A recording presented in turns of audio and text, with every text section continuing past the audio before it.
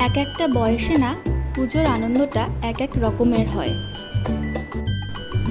ছোটবেলায় পুজোর আগে এই সময়টায় পুজোর ছুটির জন্য অধীর আগ্রহে অপেক্ষা করতাম। আর স্কুলে গিয়ে সমস্ত বান্ধবীরা একসাথে বসে আলোচনা করতাম যে কার কটা পুজোতে জামাকাপড় হলো। অনেক বান্ধবীদের শুনতাম যে তাদের নাকি এতই জামাকাপড় হতো যে তারা সারা পুজোতে পরেই শেষ করে উঠতে পারবে না।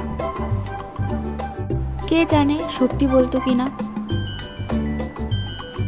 আর তারপর আসতো মহালয়া। উত্তেজনায় সারাত ঘুমই হতো না। সকালে উঠে কতক্ষণে মহালয়া দেখব, সেই আনন্দে। বড়দের মহালয়ার তুলনায়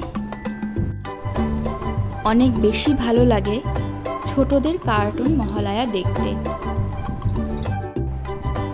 আর ছোটবেলার স্মৃতি মনে করতে আমি এখনো ছোটদের কার্টুন মহালয়া দেখি। তোমাদের কেমন লাগে ছোটদের মহালয়া দেখতে? আর এবছরেও কিন্তু আমি ছোটদের মহালয়া দেখব। তোমরা কারা কারা ছোটদের মহালয়া দেখতে পছন্দ করো আমাকে কিন্তু অবশ্যই কমেন্ট করে জানিও।